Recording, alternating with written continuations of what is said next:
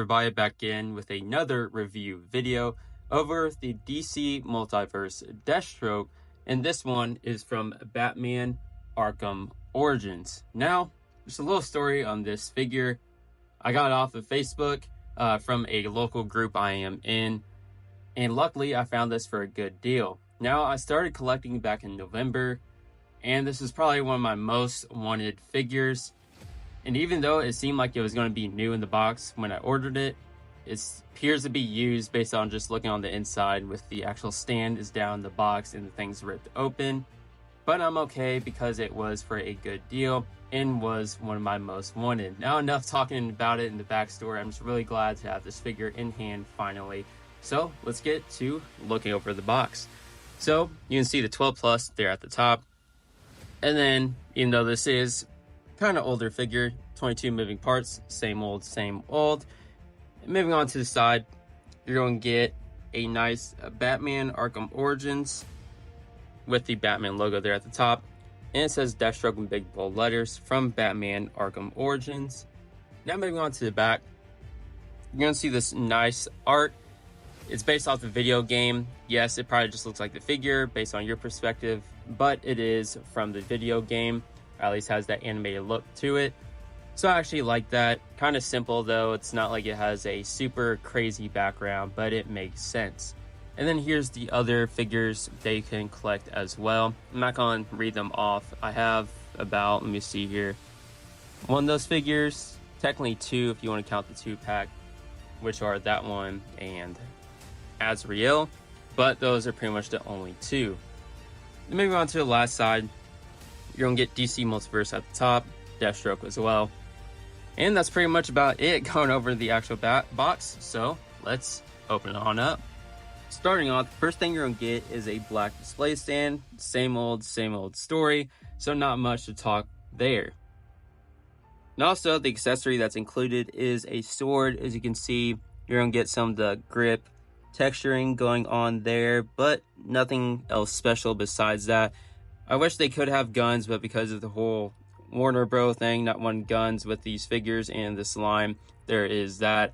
Even though I could potentially one day pick up a weapons pack, which I may do to change it up a bit. Moving on to the card, here's the card, matches the same art that's on the back of the box.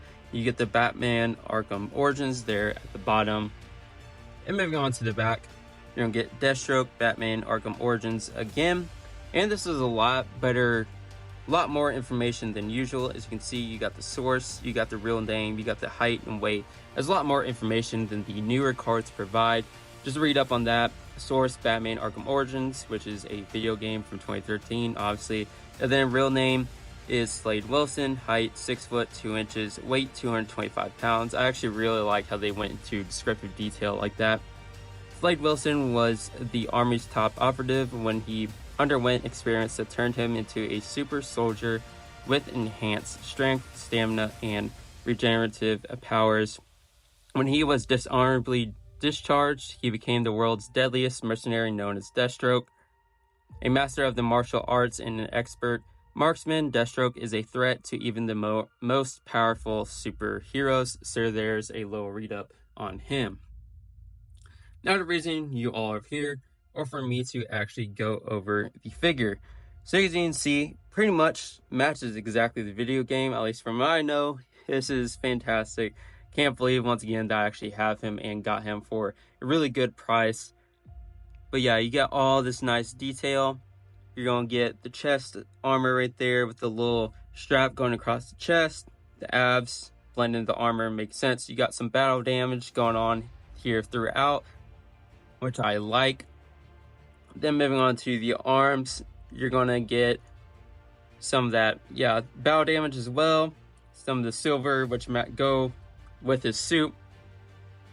And up the top, you get that big, aggressive shoulder armor with the little orange stripe going across, or orange, whatever you want to call it. Definitely is not like straight up orange, but there is that.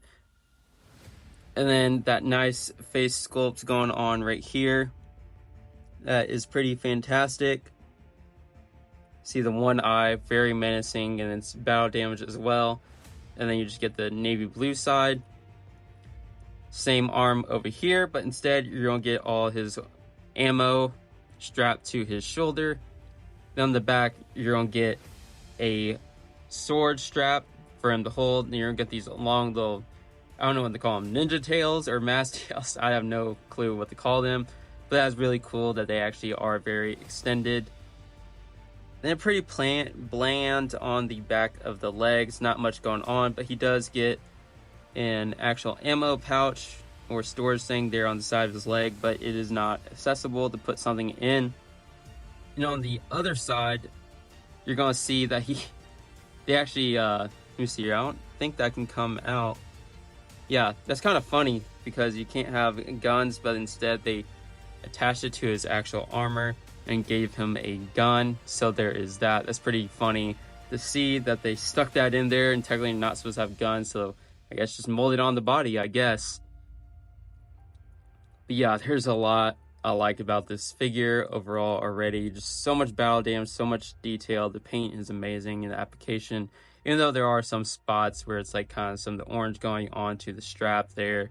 But that's pretty much it. And the boots, didn't really go over those. We get some of the armor, but other than that, pretty much they're just plain black. Nothing special. But yeah, there's a lot of detail going on throughout this figure, so that's pretty cool to see. So, that being said, let's move into the actual articulation.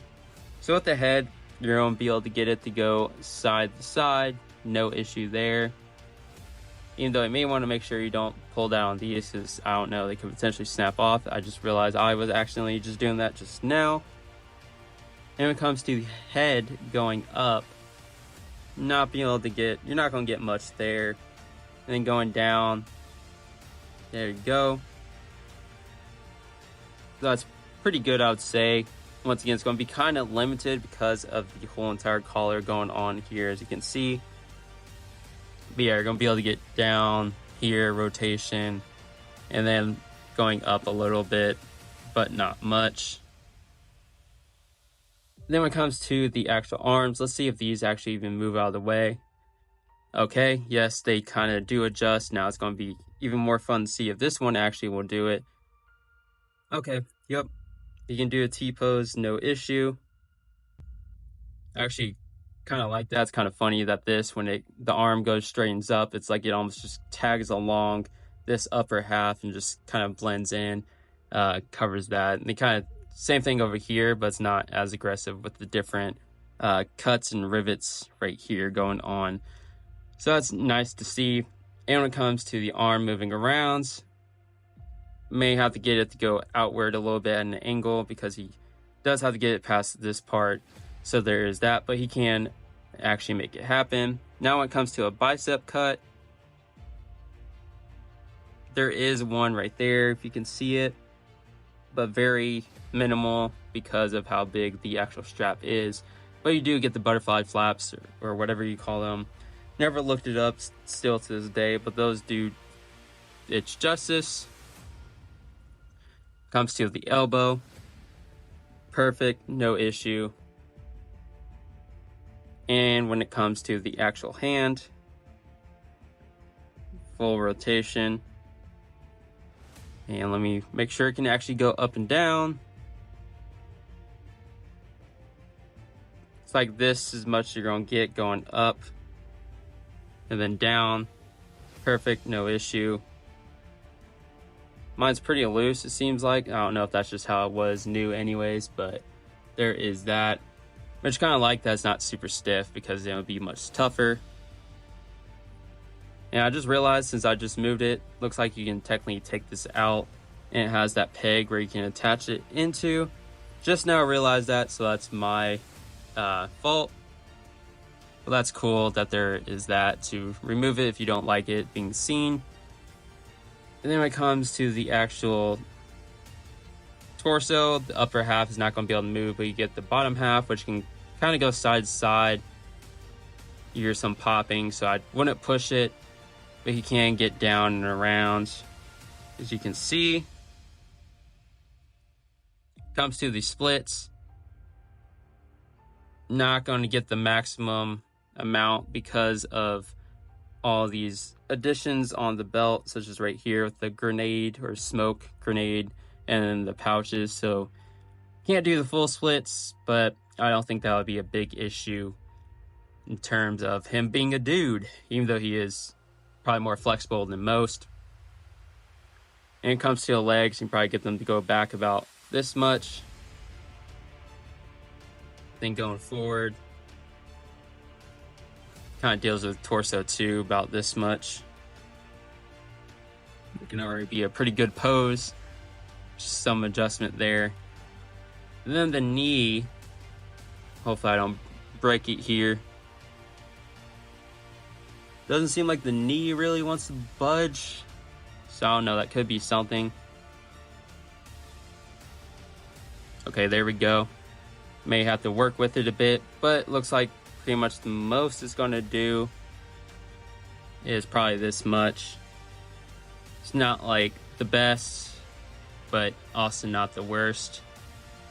You definitely have to really push on it, and hopefully it doesn't break, especially since this is an older figure.